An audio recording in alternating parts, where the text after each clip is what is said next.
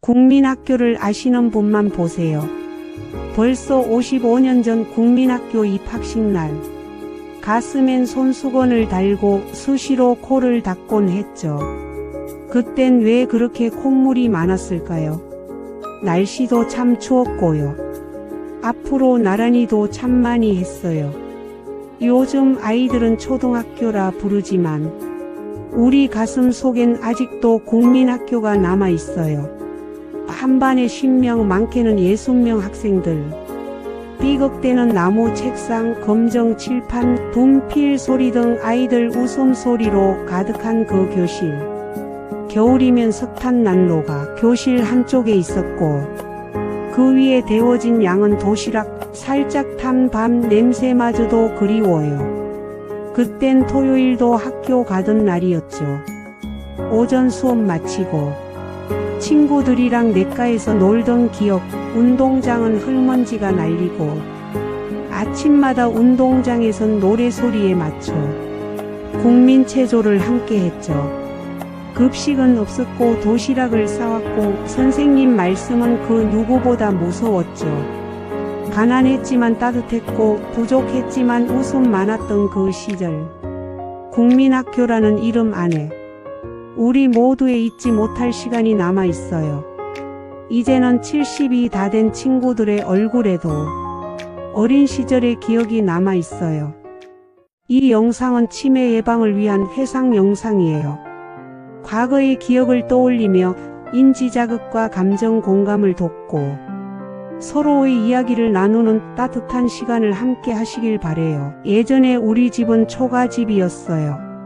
7남매와 부모님 그리고 할머니가 살았죠. 지금 생각해보면 어떻게 살았을까 싶죠. 볏짚으로 만든 지붕과 항토벽 그리고 마루와 나무틀에 한지를 바른 방문, 호롱불 등등. 여름에 평상에 앉아 수박을 먹고 우물에 두레박에 물을 퍼올려 대야에 물을 담아 어머니가 등목을 시켜주고 겨울엔 부어간 고무다라이에 따뜻한 물을 담아 목욕시켜주곤 했죠.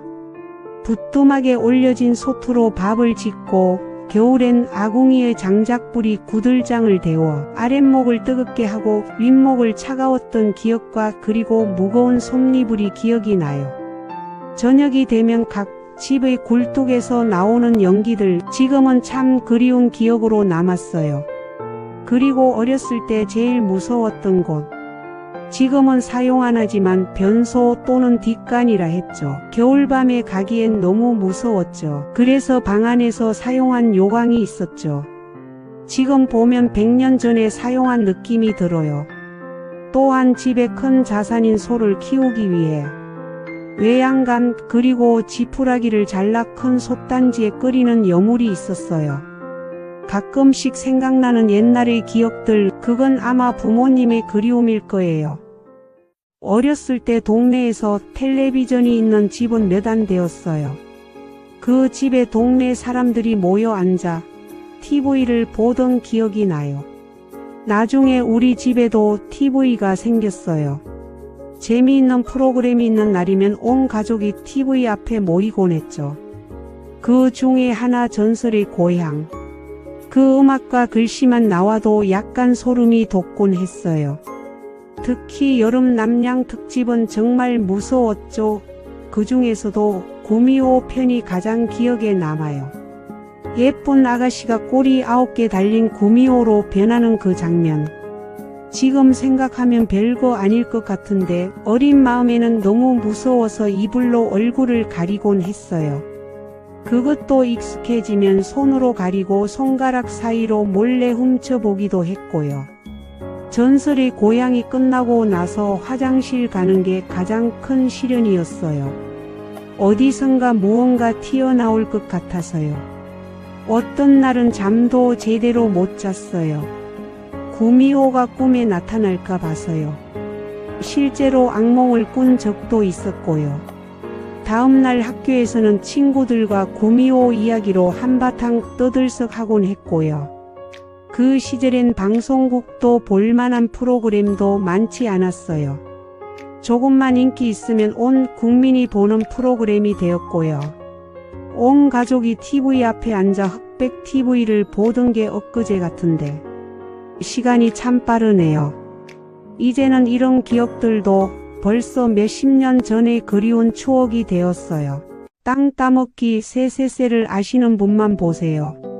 벌써 50여 년 전 들과 산에서 뛰놀던 그 시절이 떠올라요. 그때는 놀거리가 참 없었죠. 그래서 밖에서 놀거리를 찾아 뛰어다니곤 했죠.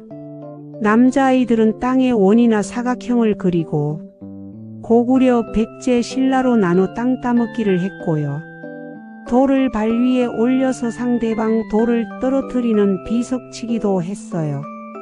가끔은 남녀가 함께 말뚝박기를 하며 어깨 위에 올라가서로 웃기도 했죠. 한쪽에선 여자아이들이 고무줄 놀이를 하며 퐁당퐁당 돌을 던지자, 누나 몰래 돌을 던지자 같은 노래를 부르기도 했고요. 남자아이들은 고무줄을 끊고 도망가고 여자아이들은 그 뒤를 쫓아다녔어요. 지금 생각해보면 참 열정을 다해 놀았던 것 같아요. 그런 마음으로 공부도 했더라면 아이들이 마늘 땐 무궁화 꽃이 피었습니다를 하며 함께 놀았고 등에 동생을 업고 하는 누나도 있었어요. 세세세는 노래를 부르며 손뼉치기를 하는데 점점 속도를 올리다 보면 주변에서도 신기해하며 바라보곤 했죠. 푸른 하늘 은하수 하얀 쪽배에 개수나무 한 나무 토끼 한 마리 돛대도 아니 달고 삿대도 없이 가기도 잘도 간다 서쪽 나라로. 그 노랫소리가 아직도 귀에 맴도는 것 같아요. 구슬치기 공기놀이 오징어 게임 숨바꼭질 딱지치기 진돌이 등등. 지금처럼 풍요롭진 않았지만 웃음 많고 즐거웠던 시절. 이제는 노년이 된 우리 얼굴에도 그 시절의 추억은 여전히 남아있겠죠. 어렸을 땐 시골엔 병원이 없어서 많이 아팠을 땐 엄마랑 완행버스를 타고 도시에 있는 병원으로 가곤 했지요. 그때에는 비포장 도로가 많아서 1시간 버스 타고 가는 게 멀미도 나고 어찌나 힘들었는지 기억이 나요. 도시에서 타본 시내버스. 그때는 사람들이 참 많았지요. 시골에도 도시에도. 예전에 버스에는 버스 안내양 누나가 있어 사람들이 많을 때에는 안으로 사람들을 밀어넣고 문을 닫지도 않은 채 팔로 사람들 무게를 버텨가며 외치는 소리가 있었어요. 오라이. 이 소리에 맞춰 버스는 출발했지요. 버스를 타기 위해선 회수권을 사용하기도 했었고 토큰도 사용했던 것도 같아요. 정확히 기억은 안 나지만 몇십 원 했던 것 같아요. 버스 안에서는 앉아있는 사람들, 서있는 사람들 짐이나 가방을 잡아 자기 무릎 위에 놓곤 했지요. 또한 교복 입은 형, 누나들은 왜 그리도 어른스럽게 보였는지요. 버스 안내양 누나가 회수권이나 토큰을 거들어 지나가며 외치던 그 소리. 오라이.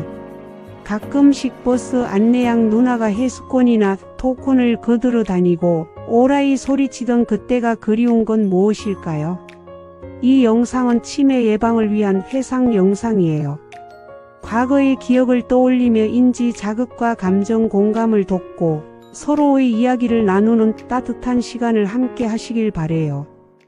예전 여름 장마가 끝나고 8월쯤이면 어김없이 찾아오던 전염병이 있었어요. 그땐 일본 내염, 콜레라 같은 질병이 유행해서 학교에서도 예방접종을 하곤 했어요. 그리고 마을마다 소독, 방역차가 다녔죠. 부웅 어느 날 마을 어귀에서 들려오는 익숙한 소리, 소독차가 온다. 한 아이가 소리치면 온 동네 아이들이 맨발로 뛰쳐나가 방역차를 쫓아다니곤 했어요. 하얀 연기를 뿜으며 달리는 소독 방역차 뒤를 우리는 두려움 없이 따라갔죠. 기침이 나고 눈이 매워도 괜찮았어요. 그 하얀 연기 속은 마치 마법처럼 신기했거든요. 누가 더 오래 연기 속에 버티나? 그건 게임이었고 놀이였고 여름의 의식 같은 거였어요. 야야야. 거기 들어가지 마라. 어른들 목소리가 들려와도 우리는 멈추지 않았죠. 소독 방역차가 멀어지고 나면 우린 땀과 연기에 흠뻑 젖은 채 웃으며 집으로 돌아왔어요. 그리고 밤이 되면 사각이나 육각의 모기장을 치고 방문을 활짝 열어둔 채 모기장 안에서 가족 모두가 함께 모여 잠들던 기억이 나요. 이제는 각 방마다 선풍기, 에어컨이 있고 여름밤도 시원하게 보내지만 그때의 여름은 참 특별했어요. 어릴 적 맨발로 뛰며 연기 속을 쫓아다니던 그 여름날. 그때는 몰랐어요. 그 시간이 이렇게 그리운 추억이 될 줄은요. 요즘 아이들은 상상도 못하겠죠. 소독방 역차 연기 속을 뛰며 웃던 우리들의 여름. 우리의 여름은 그렇게 흘러갔습니다. 하얀 연기 속을 달리던 아이들처럼요. 이 영상은 치매 예방을 위한 회상 영상이에요. 과거의 기억을 떠올리며 인지 자극과 감정 공감을 돕고 서로의 이야기를 나누는 따뜻한 시간을 함께 하시길 바래요.